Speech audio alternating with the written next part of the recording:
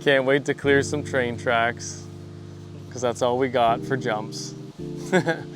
Actually, this is Mike GT Custom Exhaust, and that means that we're doing some exhaust using Vibrant Performance parts, obviously. We have some updates for you guys, and it isn't that I bought this, that's Mike's. He drives this on the highway, totally possible to hit jumps and go over big whoops. Maybe we'll do a little review on that at some other point. Update, before we go into the shop and show you everything that's going on with Mike building the exhaust, we are in a horrible place. I'll be honest with you. NA LS engines making 800 horsepower, 14:1 compression, have this thing called a custom piston.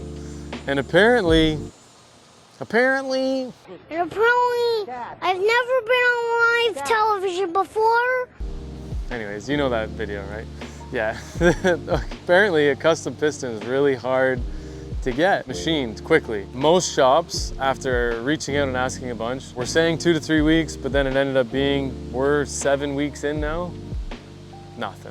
We actually were told they would be done on the Tuesday, be at our shop on the Tuesday, and they haven't actually been made yet after finally getting contact with them. So we're in a really hard place. I know I look like I'm happy and chipper, but it hasn't been happy and chipper at all. We've missed almost this entire summer. The car was done in April. Getting depressed just talking about it. Anyways, we're building a different engine. After moving around some things and talking to some friends and getting some stuff together, we got a 427 block.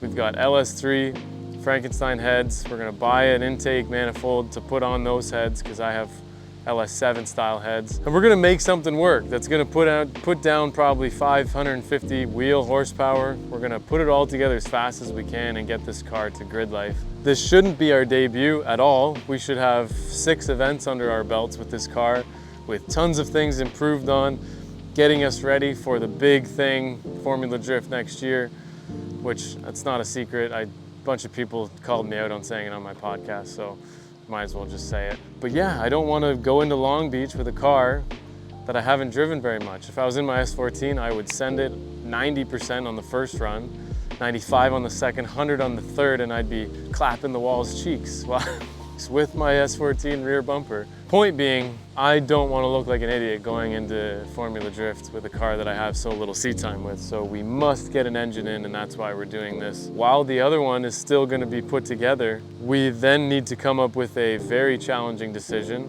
and that is to get over the fact that NA high compression engines are always going to give us a little bit of a resistance and problems when it comes to delay and parts on the shelf and availability, when we could build a off-the-shelf parts engine that makes 10.5, 11.1 compression, 427. You can buy these parts from anywhere, throw a supercharger on it, it makes 1,000 horsepower. So if you look at like Odie, Matt Field, and a lot of other very successful drivers, they're all running supercharged LSs, unfortunately. They don't sound nearly as cool as what this did, but that's just the name of the game. We're going to be competitive, and although it won't stand out as much as I wanted us to, we'll see. We're gonna talk about it later, but this is the goal right now. Let's go inside and see what Mike's up to. That's the engine update. We're going for Grid Life Lime Rock. Let's go. Dude, Kyle, quiet on set, man. Man, this thing should sound like a NASCAR. It will sound like a NASCAR. It did before, but. We're gonna talk about the exhaust system that we're changing from the notorious 8-to-1 that we built. We're not really, well, we can talk about why. But first, Mike, show us what you're doing and how you went about doing it with all of the vibrant goodness, Yeah, of course, dude. So we got our mock-up block back up in here, the old, very broken exploded LS3. It's not usable. Perfect for this though. So we got the pump off of your race motor with the sump and pan, and actually, yes, the pump correct, because we needed everything kind of in place so I can kind of make the tubes around it.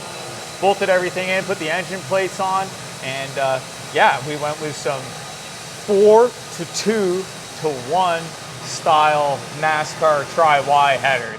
We say NASCAR because that's where it's primarily used in, when you look up information on them and guys who make them. Pre-runners too, it just seems to be really badass V8 applications. Do this. 8-to-1 super sick, but held some negatives to it.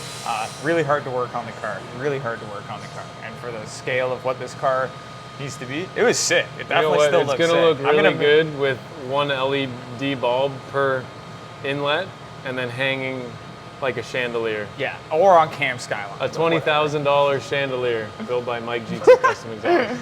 But in general, we've just changed the setup to get max potential horsepower. Talked to a bunch of guys in the industry. Josiah knows a lot of people. I know a lot of people who work all across the board, and pretty much when stuff hit the fan, he talked to 10, 15 people. I talked to 10, 15 people.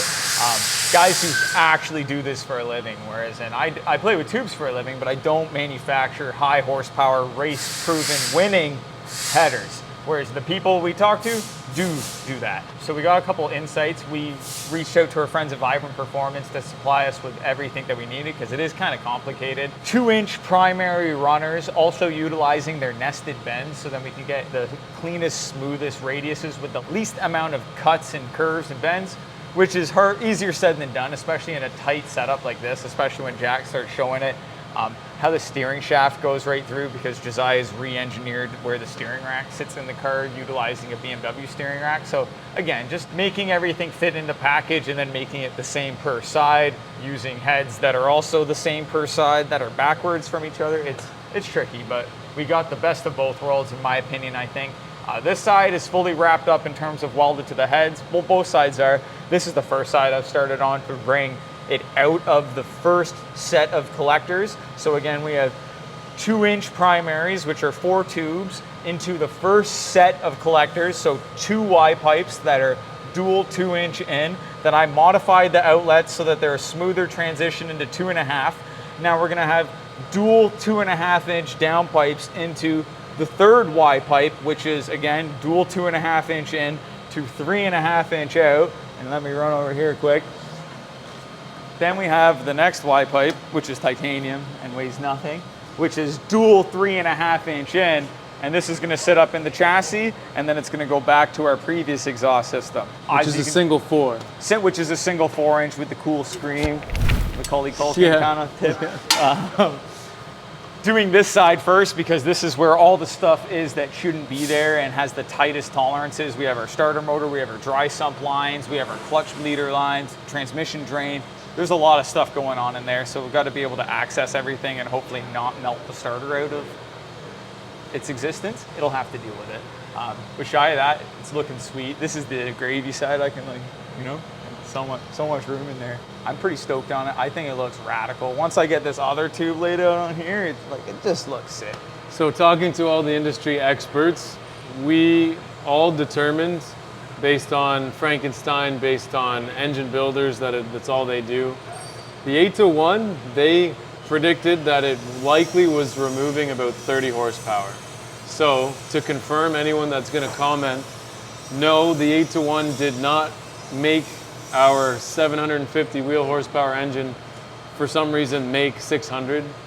There were other problems at play, obviously, because the engine locked up within 5 minutes of driving it.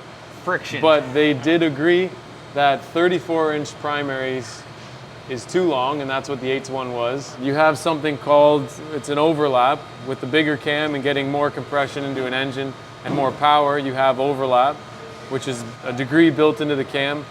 That overlap isn't designed to be in a single collector. So when you have all 8 cylinders going into one collector, you can have back pressure from one cylinder's power stroke affecting another cylinder's intake stroke on the other side. We're not saying it was doing that, but it likely was to a small degree. This is going to remove some efficiency and some power. They estimated probably 30 horsepower, which for how cool the sound was, if we made 720 instead of 750, we would have been laughing all the way to all the events that we wanted to do. But obviously that's not the case. Just to confirm for everybody that no, we are not redoing all of this because it was 130 horsepower too restrictive. Other factors are at play. So Mike's doing a great job on the header setup.